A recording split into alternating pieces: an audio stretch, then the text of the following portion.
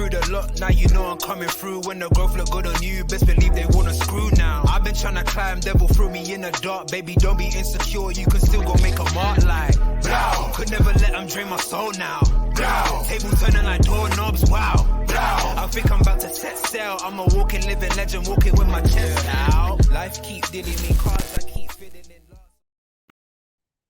Yes, what's going on, people? We're back in the building and we're here today for another Scout Watch. And today we're going to be looking at Arda Güler, the Turkish Wonderkid currently playing for Fenerbahce. So before we obviously dive into anything, guys, please make sure you smash that like button. Please make sure you subscribe to the channel if you are new. You guys already know the deal. I don't need to keep saying it, and I do appreciate everybody who has obviously already liked, already subscribed to the channel. We are so close to that lucky 500. So please, if you're watching this on obviously on the playback, please just make sure you hit that subscribe button. It only takes 2 seconds. Heck, you can take me off your notifications. You've only just got to subscribe to the channel. So today, Arda Güler. Obviously, there's been a lot of talk recently. This Wonderkid, he's been doing wonders. He has been doing wonders this season. Really has burst onto the scene. Obviously, there's been a lot of talk about him previously, last couple of years, in regards to where his future where his future was heading. Should I say? Sorry, the type of player that he was. He's only 18, years of age. There was talks about him back when he was 16, but of course, you never really knew how that was going to pan out. But this summer, Fenerbahce have said, that he could potentially be on the move. He has got a release clause in his contract. I believe the release clause is about 17.5 million. And again, this is just according to Fabrizio Romano talking about it. So a host of clubs, so as he says there, many top clubs are trying to convince the player. You've got your Benficas to your Newcastles. Liverpool have obviously apparently had interest. I know I've heard about Barcelona previously, top clubs out there. There's many more, to be honest, like Chelsea. There's so many different clubs that are looking at this player, and there must be a reason why. What type of a player is he?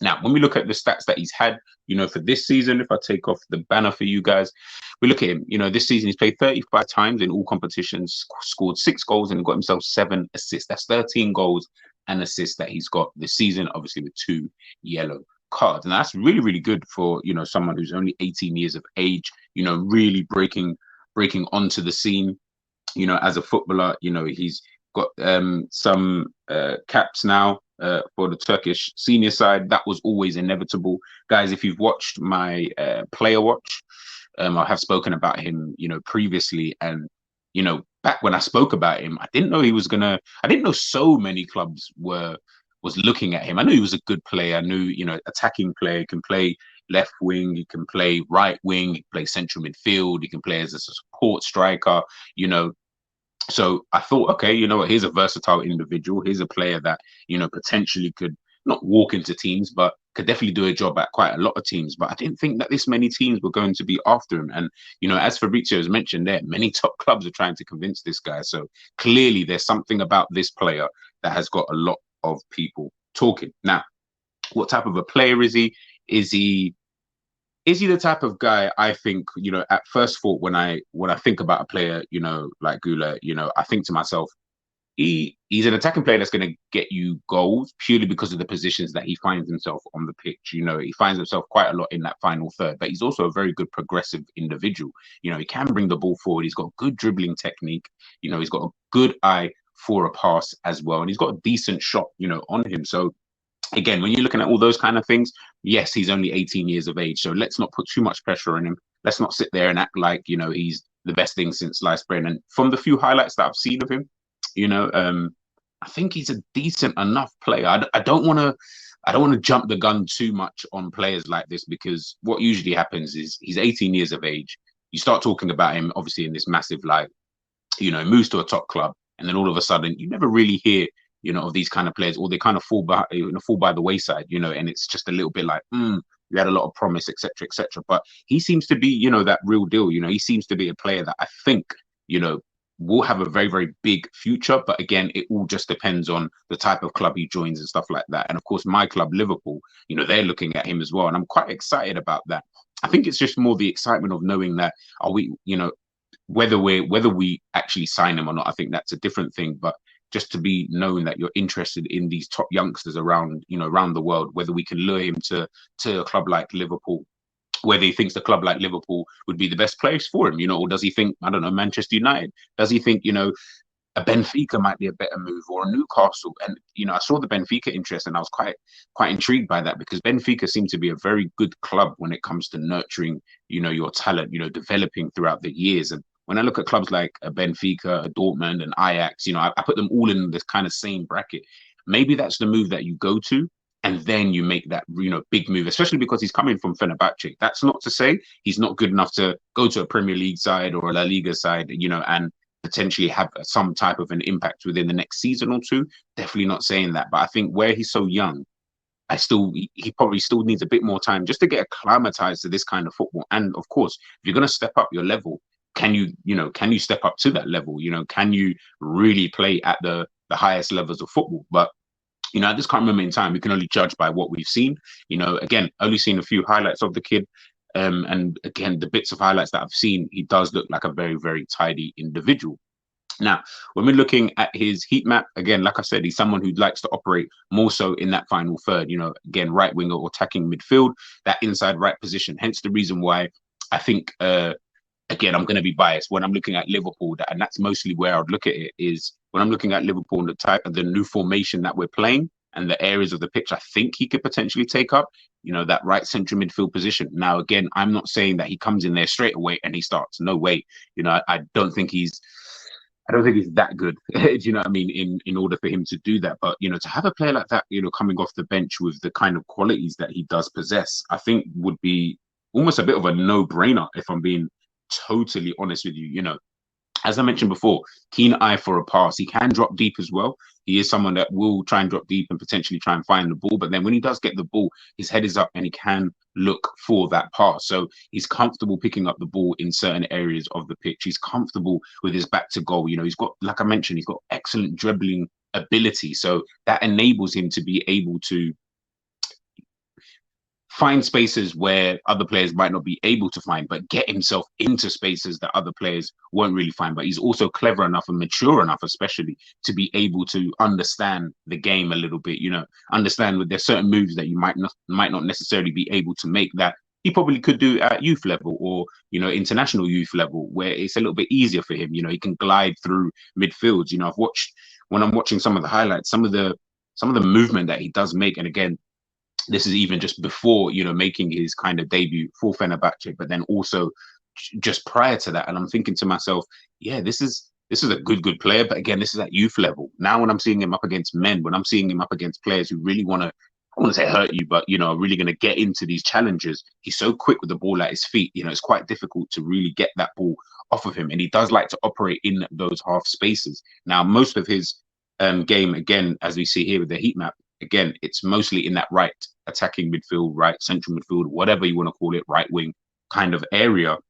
But when he does get the ball in these spaces, he can operate off that left-hand side if needed. He will find the pockets of space, and he's the type of player that I don't think that you necessarily want to leave, by himself. So, could it be a good signing? Is this the type of signing that you guys think, Liverpool should be going in for?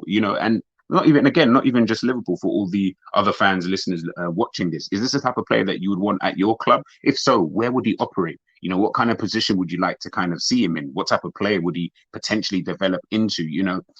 We talk a lot about, number 10s and stuff like that. And it's almost like number 10s are dying out of football. But I think with number 10s, I think there was a period, you don't have your Ozils anymore, those type of number 10s, would I say, per se. But I think now you've got kind of like a hybrid number 10. And the player I think about quite a lot is a Martin Ødegaard. And I always think of him as more of like a hybrid, or he was a hybrid number 10, where they play in that 8/10 position. Again, something that I think Liverpool are trying to operate in is that hybrid number 8/10 role, where it's like hybrid 10/8/winger, kind of role with all the different things and instructions that they've been told. But it's in that part of the pitch where you might get given a little bit of freedom, depending on the team, of course, and depending on who you've got as your backup behind you. But you're operating in that position whereby you still need to do the number 8 job, the number 8 role, which is obviously still get back, help out in the midfield, and still be kind of a figure in that midfield. But most of your game is going to be played in these half spaces. When we're looking at the type of player he is, mentions here, Guler is a versatile attacker, starts predominantly as an attacking midfielder. His attributes allow him to adopt different roles, being also able to play as a central midfielder or next to the sideline as an unpredictable winger. So again, it's for me, that's hybrid role. That is the definition, really, I would think, of a hybrid number 8 / number 10 / in different teams, he might potentially be a winger. Guler stands out for his high quality technique, ball dominance, fantasy, and influence in the last third. He is a special and fantasy player in the last meters. Guler possesses a great range of skills to open up rivals' defense systems. Apart from passing, he possesses good dribbling. That, added to his low center of gravity, fast direction shifts, and pace, make him an unpredictable and unbalancing player. Again, all of those things I totally agree with, man. I think tricky player. I think he's a very, very tricky individual. And I think anybody who does get him, it will be quite interesting to see how they adopt him. And I always talk about youngsters obviously coming to Liverpool, and I always mention about me being a little bit worried about if they were to come to the team, because we've seen what it's like when we've had a Fabio Carvalho, a Harvey Elliott, a Curtis Jones, those kind of players, when they've come into the first team, there hasn't really been a role for him. If we take, for example, a Newcastle, even, I think to myself, so where would they necessarily, play him? What type of a position do they kind of see him in? For some weird reason, I feel like they play him on the wing, because of his ability, and he'd be an inside winger, but he'd be on the right-hand side. And you think to yourself, if you're on the right-hand side as an inside winger or inside forward, whatever you want to call them, usually you should be left-footed. But I think that he'd be able to play on that right-hand side, and it wouldn't be too much of an issue for him, because he's so comfortable coming into the middle of the park and kind of doing his business there. We look here again. Another remarkable aspect of Guler is his outstanding ball striking ability. He is responsible for taking a huge amount of set pieces, providing high quality balls to the penalty area, and also demonstrates a great ambidextrity, having a quality weak foot. So, this is kind of a jack of all trades type of individual. And if we go back to, the positions that he has played, again, having that versatility in your game from at such a young age. And, these are the stats from this season. 19 games as a right winger, 10 games in attacking midfielder, played as a second striker, played as a left winger, played as a central midfielder a few times, being quite effective in these positions. I mean, it's really good that, appearing off a striker, so again, do we want to call that the number 10 role, so to speak, in terms of playing just behind the striker? That's where I look at someone like a Fabio Carvalho, because I feel like they both have similar traits and similar qualities. But if your team doesn't necessarily use that within their system, I feel like it'd be very difficult for you to really have an effect. Now, again, when I'm watching him for Fenerbahce, and it's only a few short highlights. And guys, I always, one thing I will say, when it comes to you see a lot of people doing scouting reports and stuff like that, and big up everybody who does them, to be honest with you, because it takes time, and I know, from doing them so much, it does take time to look at these players and try and get a little bit of a handle on what type of a player is he. Would they fit certain teams? What teams would they fit? Obviously you've got the biasness towards your own team as well, so you're trying to see how they figure into your own teams. But one thing I'll always say is never watch compilations. That's one thing I probably hate, and they strongly recommend don't do, to be honest with you, because compilations will always show you a player in their best light. Obviously it'll give you a type of indication of the type of player, but watch highlights of games. I'm not saying watch a full 90-minute game, because that might be difficult to do, but there are a lot of videos out there on YouTube and stuff like that where you can watch 10-minute highlights of games, rewatch certain matches, games that they've won, games that they've lost, games that they've drawn, games where they've had to come from behind and win, or, all these kind of different aspects. It is difficult, and again, I respect everybody who does that, because it does take a lot of time. It isn't just something that you just sit there, watch for 2 seconds, and I know what this guy does. Again, I don't proclaim to know, everything about these players. I just try and do as much research as I possibly can, see what I can find, and then give it out to you guys, so that you guys can get just a little, and I do mean a very little insight, into the type of players. But again, watching someone like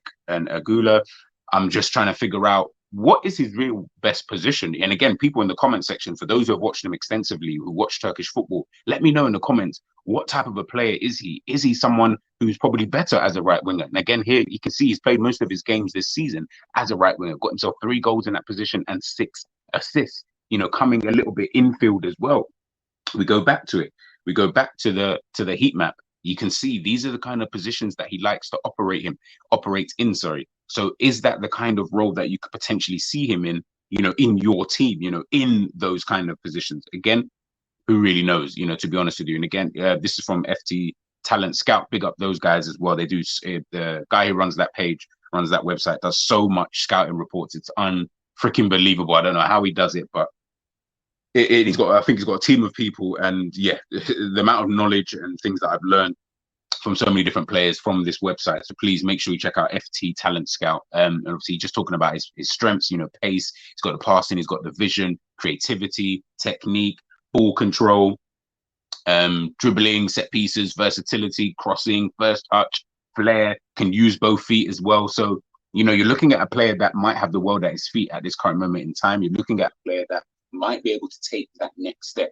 Is that next step potentially at Liverpool? Do you guys want to see him, at Liverpool? Do you think that'd be a good signing for us? Do you think maybe we should be focusing our efforts elsewhere? We already know our money situation. We don't want to spend that much money. So we need to be very smart with the type of players that we do sign. But at the same time, which is very difficult to do, and I do appreciate that the club might be in a sticky situation, and that point is that you also want to be on the lookout for the next up and coming talent in terms of players who could potentially come in to the team within a year or two and not miss out on these guys, because you don't want to see them. No club wants to see another player doing well at another club, in terms of if it's not a loan move, because, that doesn't help you in any such way. You want any player out there to always come to your football club. Of course, that's not always possible, but at the same time, you don't want to be missing out on some of these talented players. So, is this a player that you think Liverpool should sign? Let me know what you guys obviously think in the comments.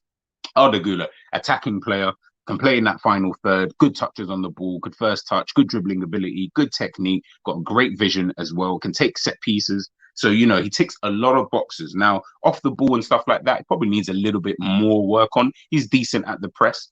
He is someone that has got a decent work rate, would I say. But it could obviously be better, but he's only 18 years of age. So, we'll give him some time to kind of develop into that. But let me know what you guys think in the comments about Arda Güler. Let me know if you think that this will be a good signing for Liverpool. G, that's the Scout Watch done. I'm out.